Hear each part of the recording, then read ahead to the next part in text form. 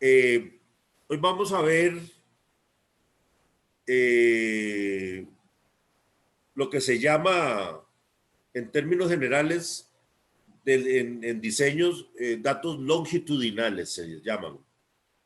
En otras palabras, esos son eh, lecturas que se hacen en el tiempo.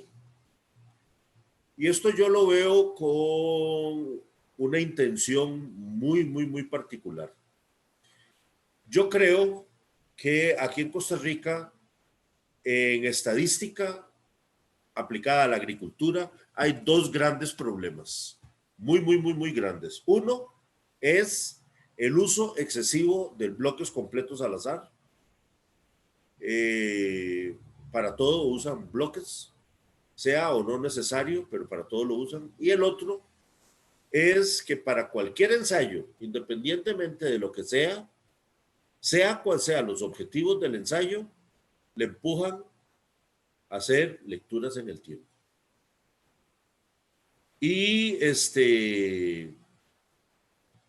eso representa un problema y es un problema grave. Eh, yo quería referirme a este asuntito de las lecturas en el tiempo precisamente para que ustedes tengan criterio suficiente para decir que no.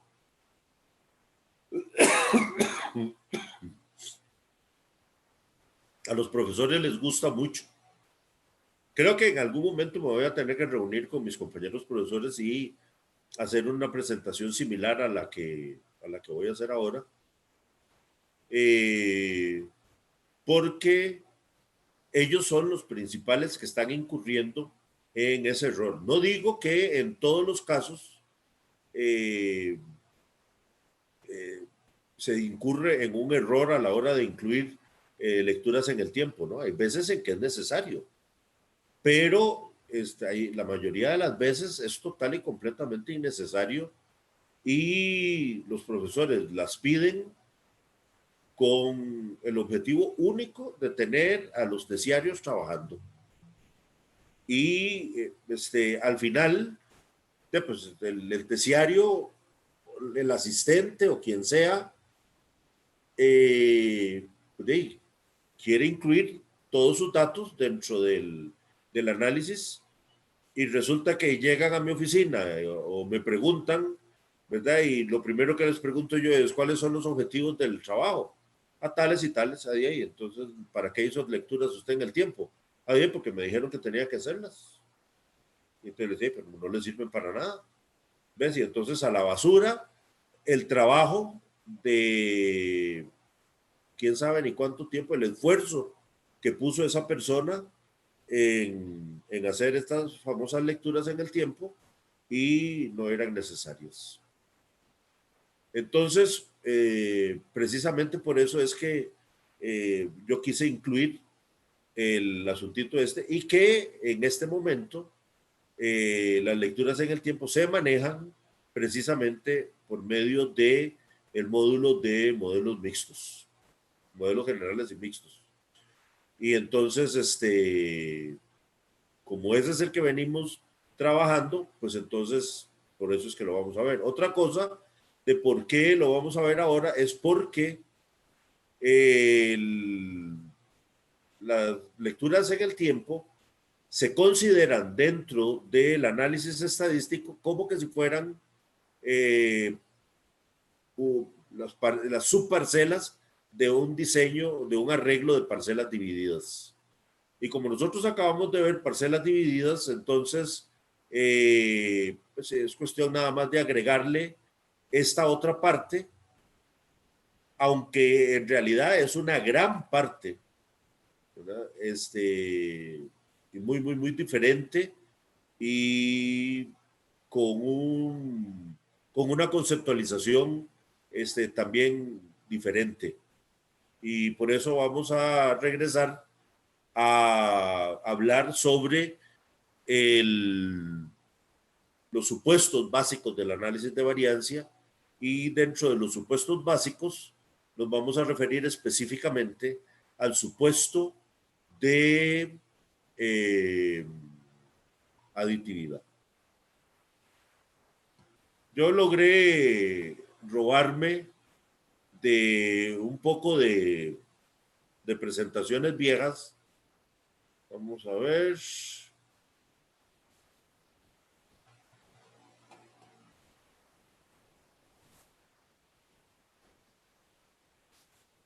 Lo que van a ver ustedes aquí es PowerPoint. Logré robarme de un poco de presentaciones viejas.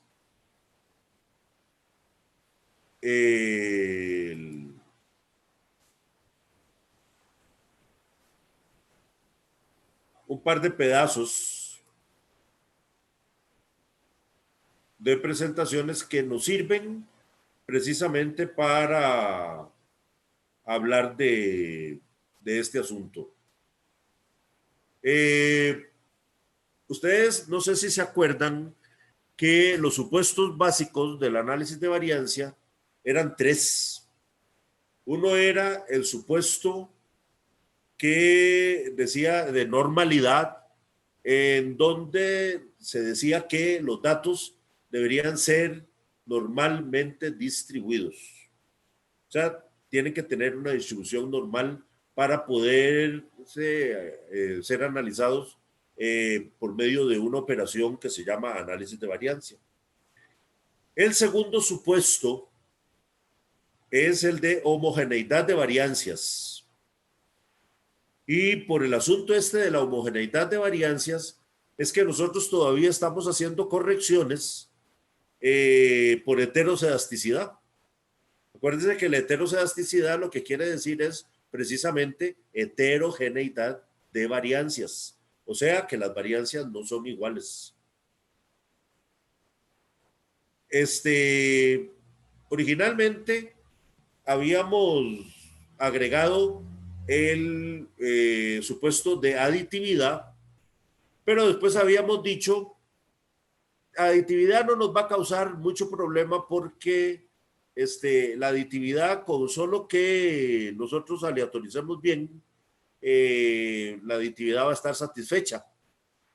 Eso es cierto. Lo que pasa es que cuando ya uno incursiona en un poco de cosas un poco más complicadas, como por ejemplo los datos longitudinales, el supuesto de aditividad adquiere un grado de importancia total y completamente diferente.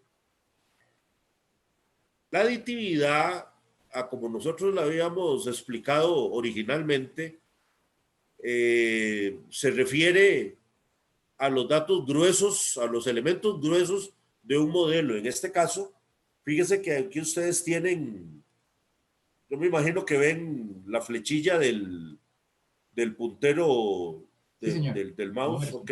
Sí, Este es un modelo de bloques completos al azar, en donde Y sub J, bueno, Y sub I sub J es una observación, cualquier medición que ustedes hagan en un ensayo, esa observación va a ser igual a la media, ¿verdad? De esa característica, más el efecto de la repetición, más el efecto del bloque, más el efecto del tratamiento, más el error. Fíjese que los elementos gruesos del modelo se suman, ¿verdad? Y eso es lo que quería decir aditividad. Las cosas se suman unas a las otras. Y eso lo habíamos representado nosotros con este dibujo, que no tiene que ver exactamente con el modelo que tenemos acá, pero viene a ser exactamente lo mismo. Aquí lo que hace es representar al error, porque resulta que la aditividad no solo tiene que ver con los elementos gruesos del modelo, sino que tiene que ver con las partes que componen a cada uno de los elementos gruesos del modelo. Y en este caso, estamos hablando del error. Y el error entonces tiene sus partes. Y entonces decíamos que el error está compuesto por una base genética, ¿verdad? Que es la que provoca la variabilidad del material con que nosotros trabajamos y con lo que no podemos hacer absolutamente nada, pues porque es la genética que corresponde a cada una de las plantas, por más variedad que sea, la base genética que tiene, sobre todo de plantas que provienen de reproducción sexual, no la podemos negar, no la podemos obviar. Es una variabilidad que existe.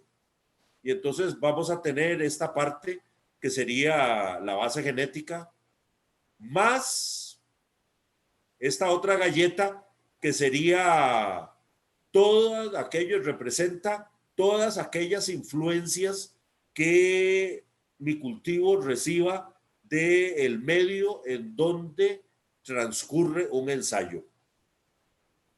Recuerden que bueno, el suelo no es homogéneo, ni la influencia del clima es homogénea, y menos que va a ser homogéneo las prácticas que nosotros realizamos a lo largo de un determinado ensayo para mantener el cultivo, ¿verdad? Hay una gran cantidad de cosas que nosotros tenemos que hacer y cada una de esas cosas que tenemos que hacer es una posible fuente de error, una posible fuente de variabilidad, empezando por el hecho de que no podemos sembrar las semillas todas exactamente a la misma profundidad. Y ni puede ser tampoco que logremos poner encima de todas las semillas exactamente la misma cantidad de suelo. Y que ese suelo que vamos a poner encima de cada semilla sea exactamente igual, que sea una composición exactamente igual para todos los suelos, para todos los poquititos de suelo que vamos a tener que poner encima de las semillas. Entonces, esta galleta representa precisamente toda la variabilidad que inducimos a través de las prácticas de mantenimiento, por decirlo de alguna manera, de un cultivo. A todo esto junto era lo que le llamamos error, el error experimental. Y obviamente el error se suma al efecto de los tratamientos que nosotros introducimos en un ensayo. Entonces, fíjese que aquí ya tenemos dos elementos gruesos de este modelo, ¿verdad? El error y el efecto de los tratamientos, ¿verdad? Pero de la misma manera en que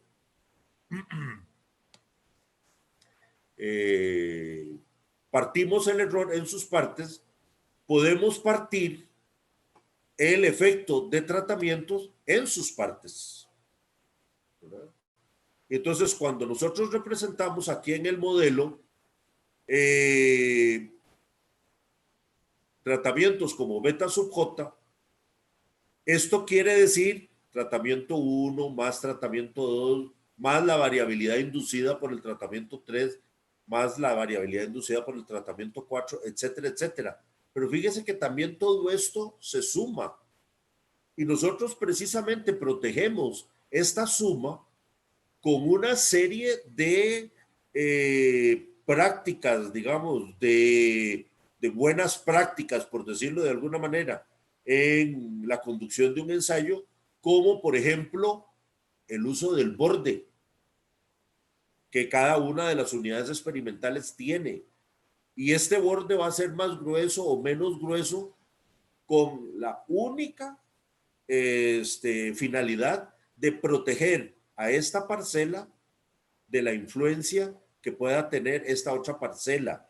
Y esta influencia la medimos en términos de, por ejemplo, si yo aplico un tratamiento acá con una bomba, ¿verdad?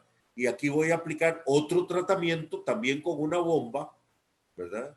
Entonces, que estos bordes sean lo suficientemente gruesos para evitar que la deriva causada por el viento me mueva lo que yo aplico en esta parcela, me lo mueva hacia esta otra y viceversa. Lo que yo aplico en esta parcela no vaya a caer en esta otra.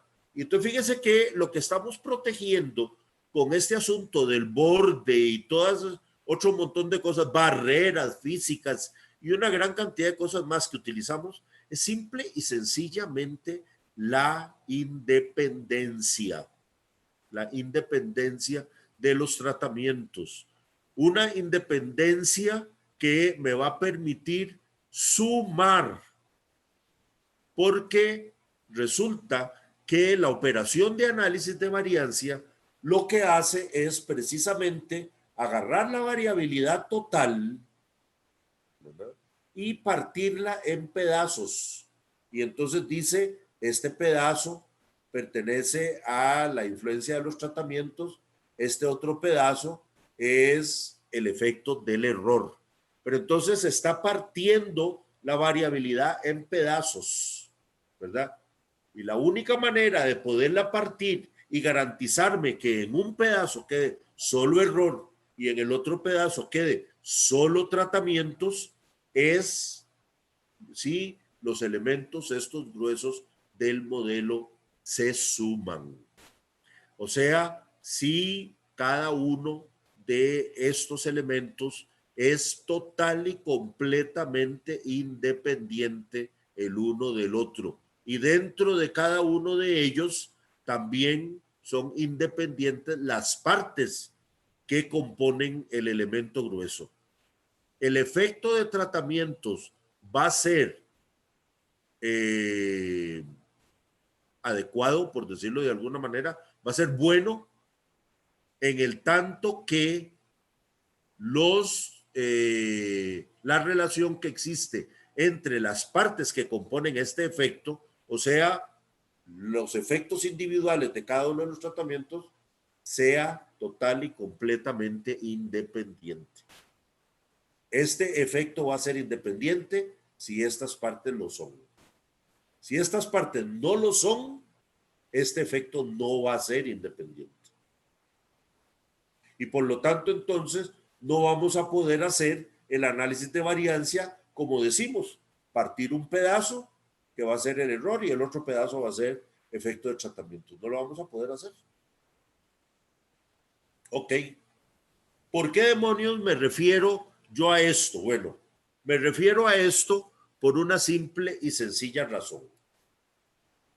Vamos a poner esto en blanco y vamos a usarlo como pizarra. Vamos a ver.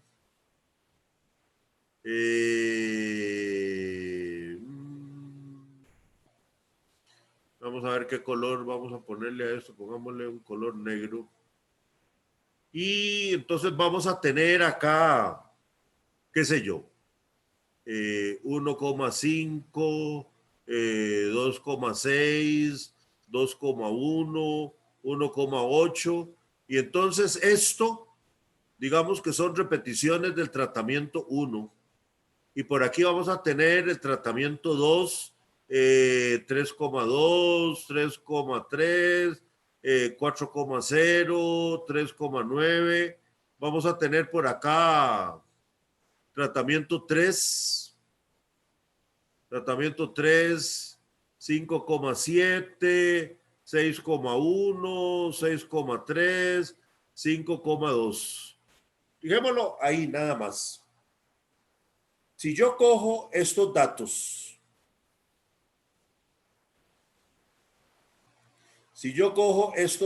que tengo acá, ¿verdad?, y hago una correlación,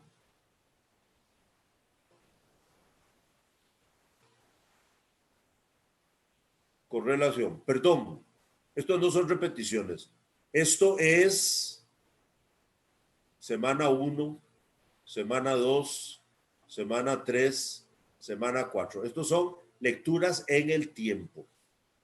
Si yo hago correlación, ¿verdad?, estos datos y los correlaciono con estos otros datos, la correlación va a ser muy baja. ¿Por qué va a ser muy baja? Porque resulta que este tratamiento es total y completamente independiente de este otro. Y lo mismo va a suceder si yo calculo la correlación con estos datos que tengo acá. Las correlaciones van a ser pequeñas. Pero ¿qué es lo que sucede ahora si este tratamiento es, si invertimos el asunto este y decimos,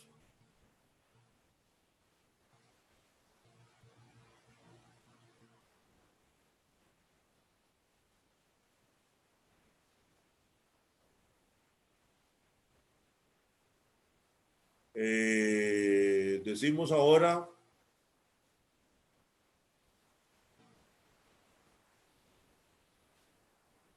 me faltó borrar una cosa.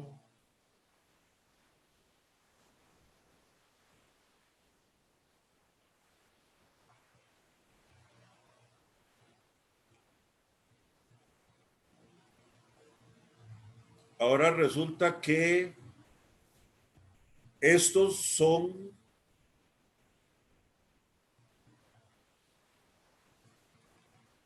ahora va a ser semana 1, semana 2, semana 3. Digamos que tenemos por aquí también semana 4 y aquí vamos a tener otro poco de datos, ¿verdad? De la semana 4. Ok. Fíjese que aquí ahora yo voy a suponer que voy a meter el tiempo dentro del análisis de variancia. ¿Cuál tiempo? La lectura que yo hago al semana 1, semana 2, semana 3, semana 4, semana 5, semana 6. Todas las lecturas que ustedes tengan las voy a meter dentro del análisis de variancia. Si yo quiero meter el tiempo, o sea, estas lecturas como parte del análisis de variancia, esto va a tener que entrar de esta manera. Entonces yo voy a tener como fuentes de variación, voy a tener tratamiento de parcela grande, perdón,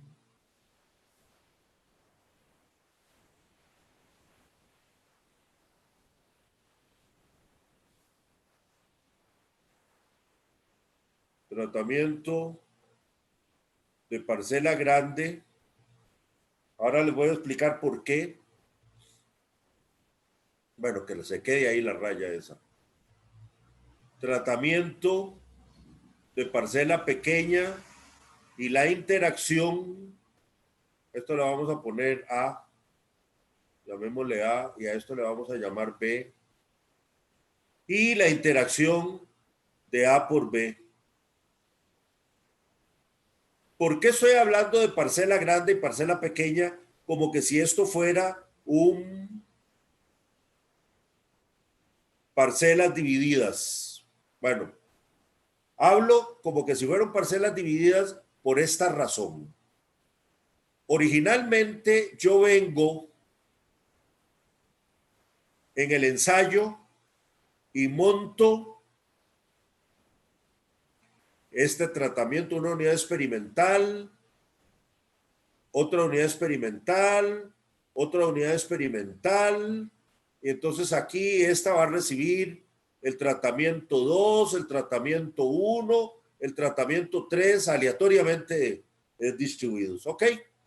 Bueno, pero resulta que después me dicen lecturas en el tiempo.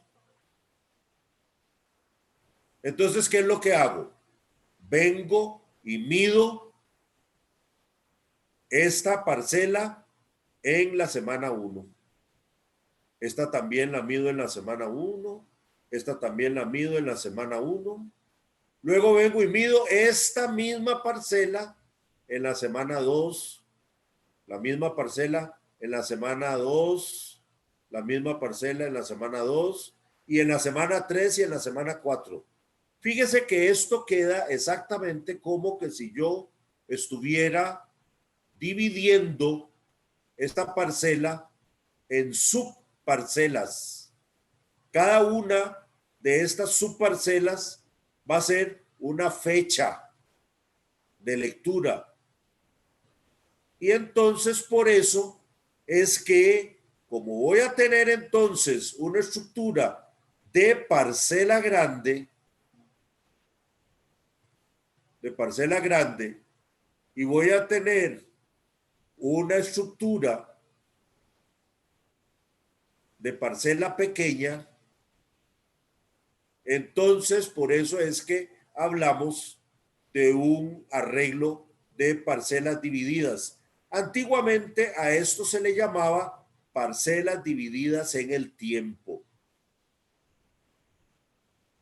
Se genera, decía la gente, se genera un parcelas divididas en el tiempo. Pero se analizaba muy mal. Se analizaba muy mal y por el hecho de que se analizaba tan mal, entonces prácticamente que allá por los años 80 se prohibió que se hicieran ensayos denominados parcelas divididas en el tiempo, porque la gente empezó a tener conciencia de las grandes distorsiones que esto acarreaba y por lo tanto se decidió prohibir. ¿Cuáles son las distorsiones principales que este asunto acarrea? Bueno, en primer lugar, fíjese una cosa. El tiempo entonces va a quedar como que si fuera un tratamiento de parcela pequeña. Pero lo más importante es que le estamos denominando tratamiento. Y para que sea tratamiento, debe cumplir con lo que dijimos hace un rato. Deben ser independientes los tratamientos para que se cumpla el supuesto de aditividad para poder hacer el análisis de variancia. Pero resulta que, ¿qué sucede? Sucede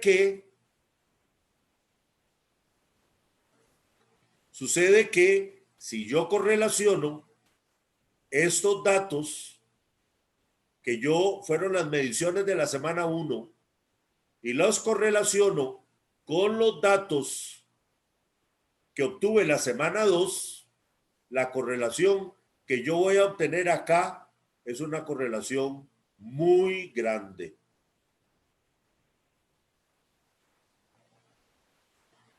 Pero si yo correlaciono los datos de la semana 1 con los datos de la semana 3,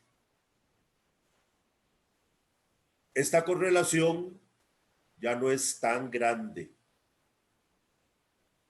Y si correlaciono los datos de la semana 1 con los de la semana 4,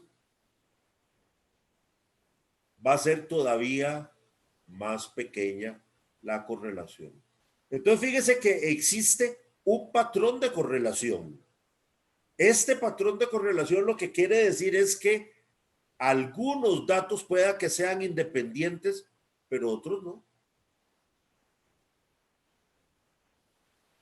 Y por lo tanto, entonces, esto que llamamos semana 1 y esto que llamamos semana 2, no podemos asimilarlo a la definición de tratamiento. No se puede. Porque no cumple con los requisitos de la definición de tratamiento. Y por lo tanto, el hecho de utilizar el tiempo dentro del análisis de variancia es un error. Esto fue lo primero que se notó y como esto ya se sabía en esa época que se tenía necesariamente que analizar por medio de modelos mixtos y los modelos mixtos eran imposibles de analizar en aquella época porque no teníamos el músculo de computación que tenemos hoy, entonces simple y sencillamente se prefirió, mejor decir, prohibido utilizar el parcelas divididas en el tiempo.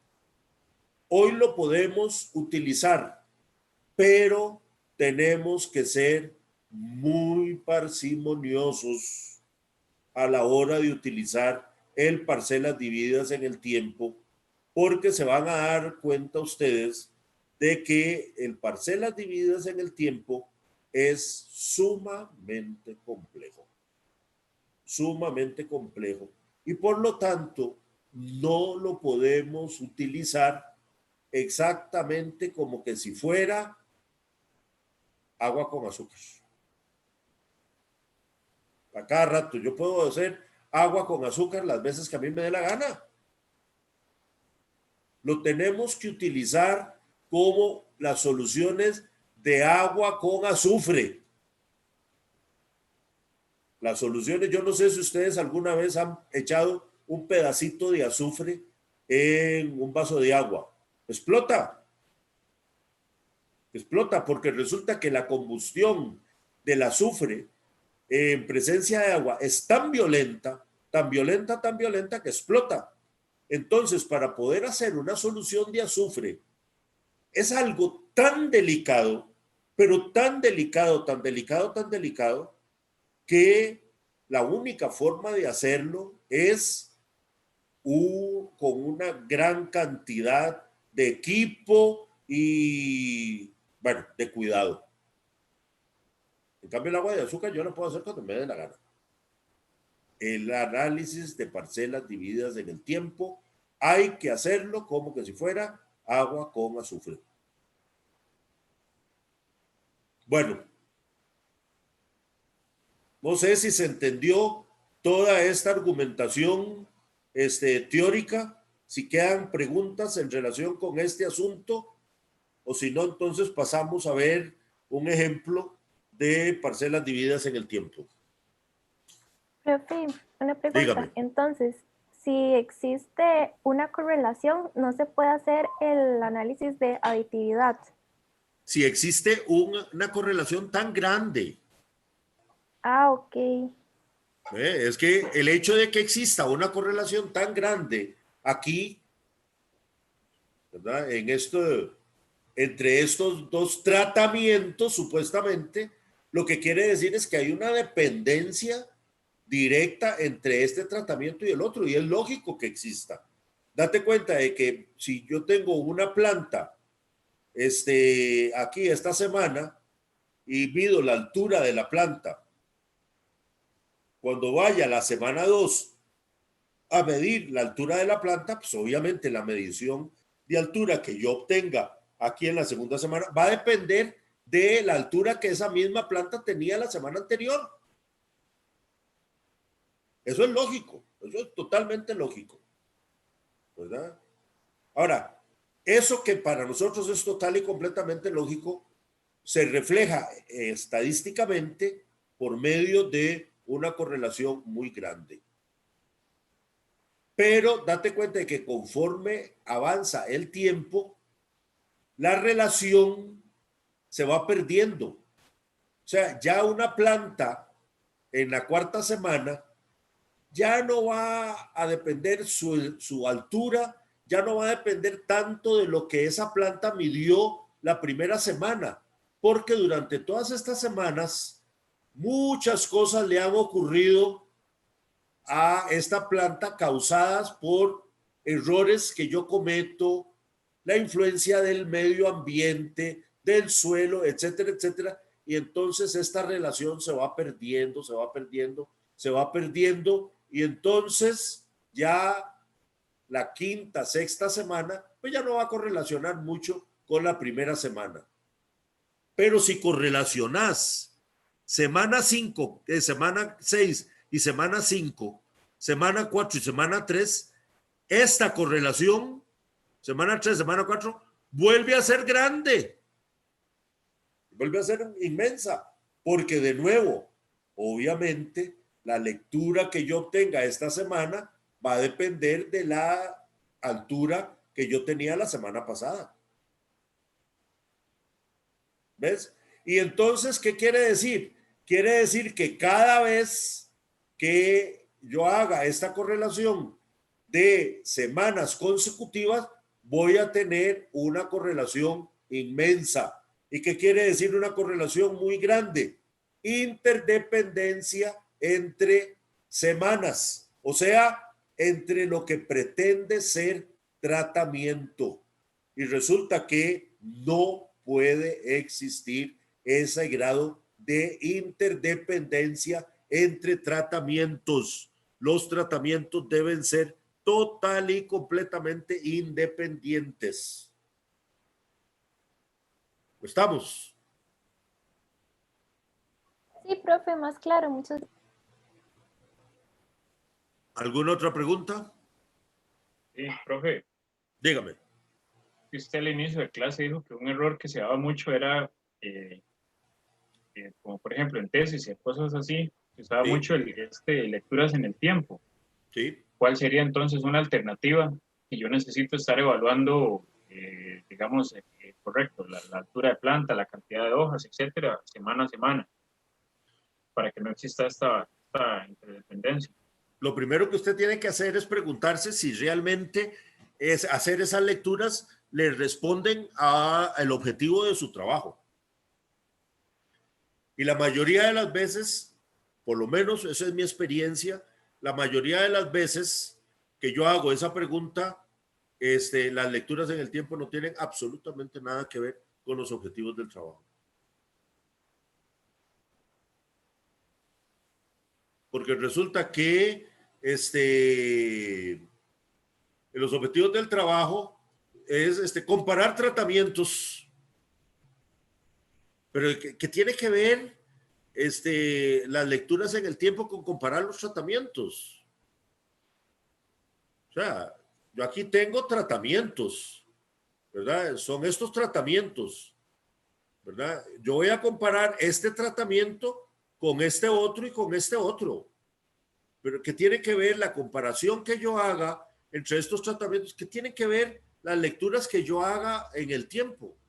¿Qué tiene que ver eso? Más aún, ¿qué tiene que ver la interacción, tratamiento por semana, ¿verdad? ¿Qué se produce al utilizar el arreglo de parcelas divididas en el tiempo? ¿Qué tiene que ver esta interacción con la comparación entre tratamientos?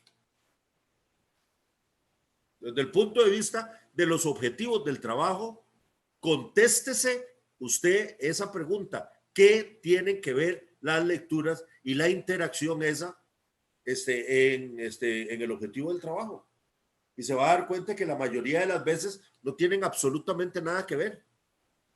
Entonces, si no tienen nada que ver, entonces ¿para qué demonios las hacen? Ese es mi problema. Y ese es el Sí, problema profe. de muchos de ustedes, porque los ponen a hacerlas. Dígame. Sí. No, es que estaba pensando, por ejemplo, que si a mí me interesa analizar, qué sé yo, que yo tengo dos parcelas y les estoy agregando algún tipo de enmienda al suelo, eh, digamos, de enmiendas distintas, o una con enmienda y la otra sin enmienda, por ejemplo. Y me interesa analizar la productividad de la planta y a la vez evaluar fenología. Yo tendría que hacer esas evaluaciones semanalmente No. para ver en qué está influyendo para ver la influencia sobre, por ejemplo, sobre la cantidad de hojas o la raíz, etcétera, ¿verdad? Sí, pero es que después usted al final lo que va a hacer es comparar con y sin enmienda. ¿Y cómo las va a comparar? Las va a comparar, bueno, días a la producción del primer botón floral, ¿verdad? Que es una típica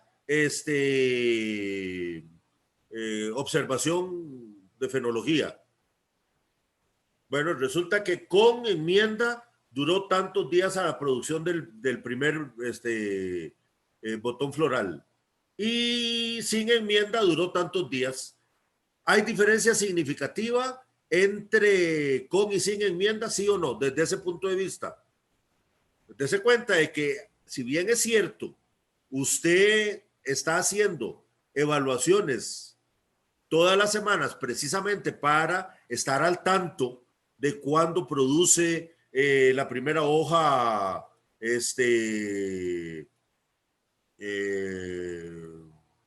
¿cómo es que se llaman? Las hojas de estas, bueno, la primera hoja definitiva, ¿verdad? No las hojas cotiledonales, sino que la primera hoja definitiva. Perdón, verdaderas. La primera hoja verdadera. Pero es para traducirlo después en días a la producción.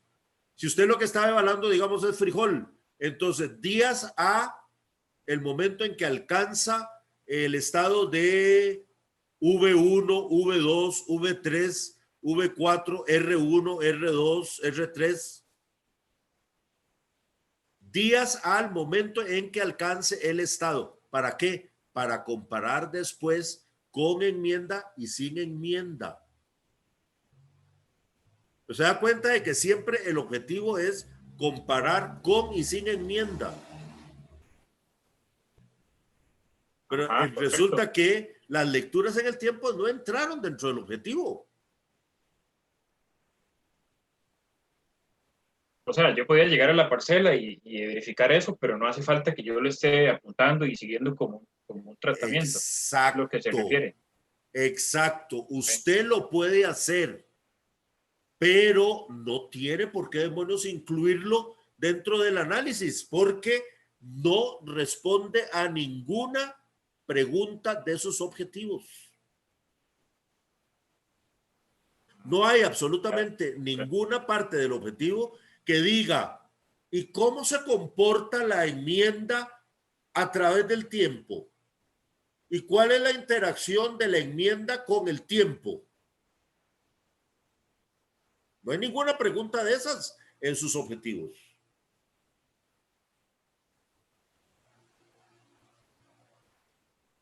¿Capish?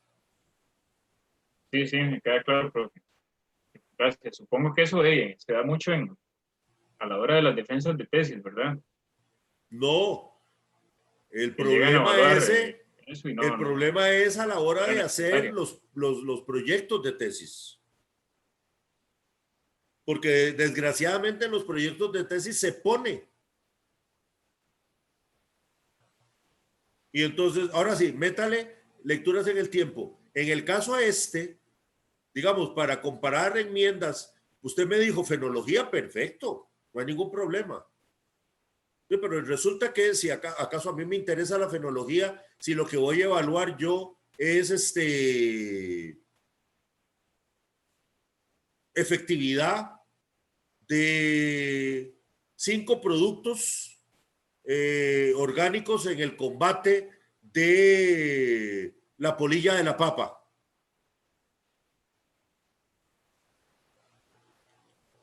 ¿Para qué me interesa, por ejemplo, en ese caso a mí, la fenología? ¿No me interesa? Lo que me interesa es el combate de la polilla de la papa. ¿Cuál de los tratamientos orgánicos, de los productos orgánicos me combate de mejor manera la polilla de la papa? Eso es lo que me interesa a mí.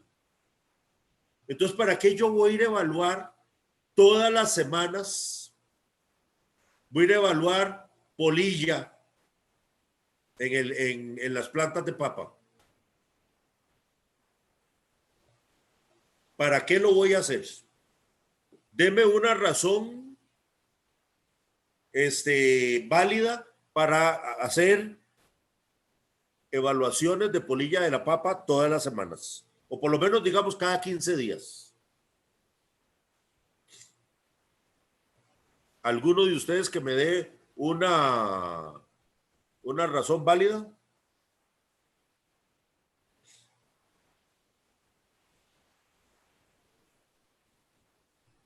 Sí, supongo que para ver cómo va, cómo se va comportando los tratamientos. El objetivo es evaluar el comportamiento de los tratamientos. Sí, bueno, es que no le escuché bien el objetivo de la investigación. Si me pegó ¿podría repetirlo, porfa? Yo voy a comparar 5 productos Ajá. orgánicos para el combate de la polilla de la papa. La efectividad de 5 productos orgánicos en el combate de la polilla de la papa.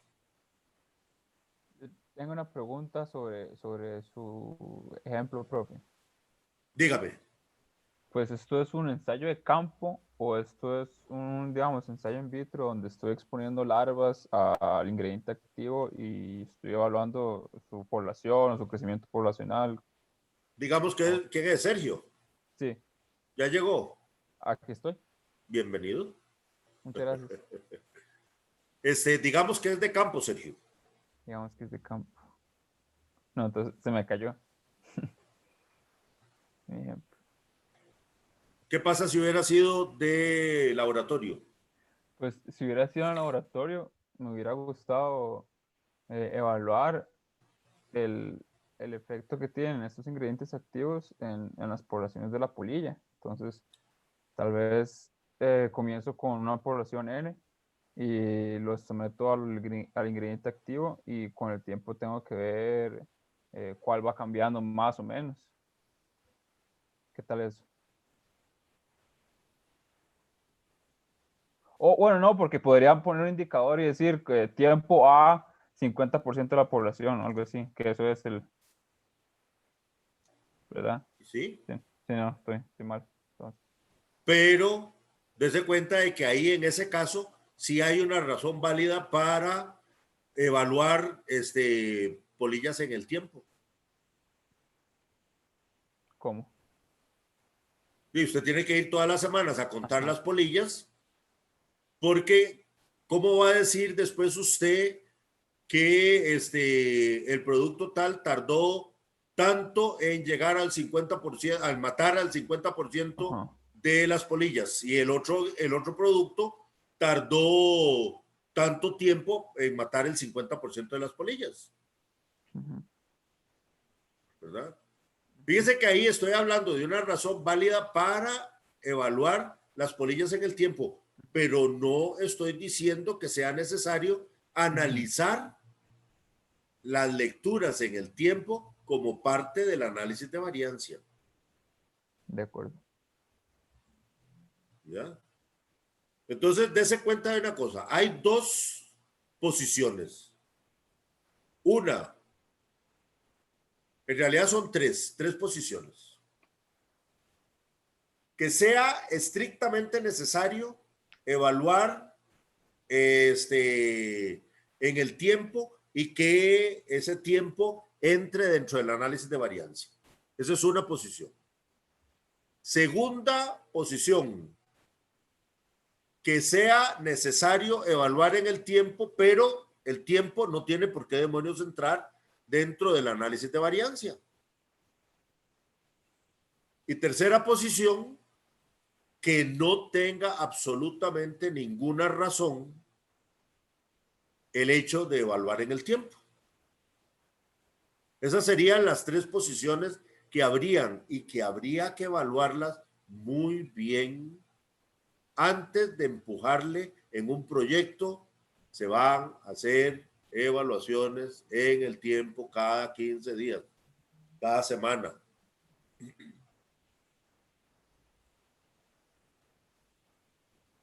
Se tiene que justificar las lecturas en el tiempo, de lo contrario, no tienen por qué entrar.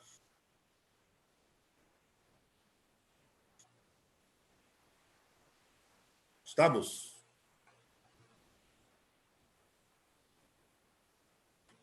Sí. Bueno. Ok. Entonces, veamos a ver. Hmm.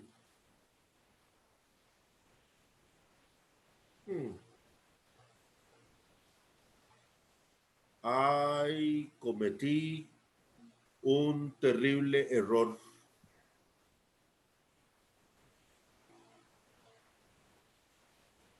Ay, juepuchica.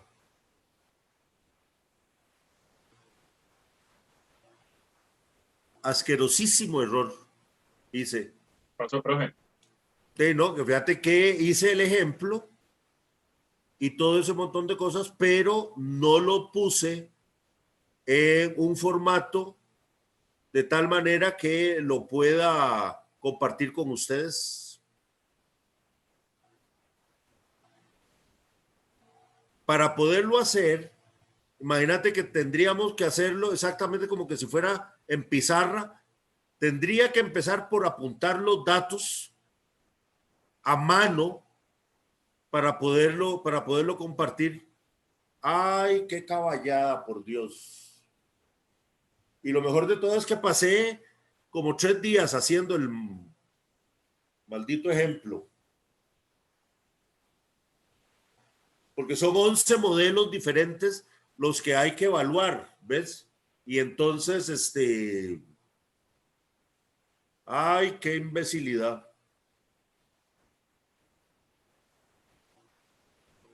Bueno, nada importa. De por sí nos va a sobrar tiempo. Tienen que acordarse y tienen que repasar de alguna manera. Vamos a repasar cómo funciona el análisis de parcelas divididas para un modelo irrestricto y cómo funciona un parcelas divididas en un diseño de bloques completos al azar. Y voy a poner el modelo en un formato que lo pueda compartir con ustedes. Y de ahí, entonces, y usarlo, ¿qué? La semana entrante será. ¿Qué? Mira, ya me estoy volviendo viejo y además tonto. No sé cómo demonios me pasó. Nunca me había pasado, pero bueno. Siempre hay una primera vez. Ustedes sabrán disculparme.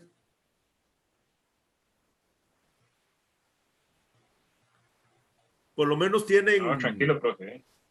Por lo menos tienen la teoría y tienen la teoría para repasar y para hacer preguntas que ustedes, estoy total y completamente seguro de que ustedes han tenido que enfrentar situaciones en que les han pedido haga evaluaciones en el tiempo.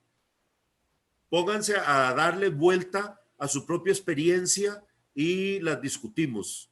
Y de ahí será la próxima semana tener el ejemplo en un formato que se pueda compartir. Es un ejemplo de forrajes. Y y es interesante porque supuestamente el que estar cortando el forraje va disminuyendo su capacidad de producción y entonces hay una interacción entre las prácticas culturales, los tratamientos de prácticas culturales y el tiempo en que se corta el forraje.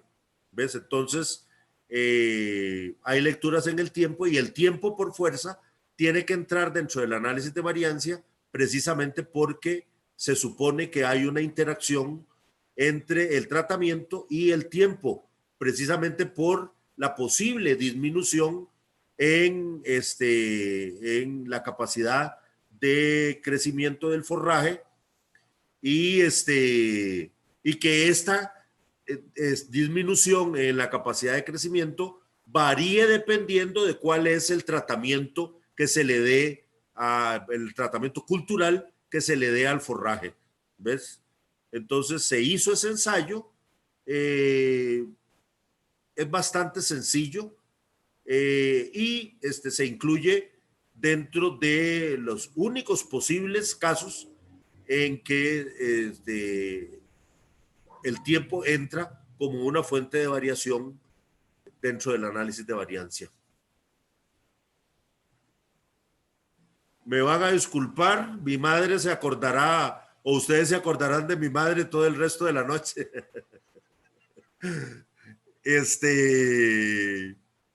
Me van a disculpar de esta torta.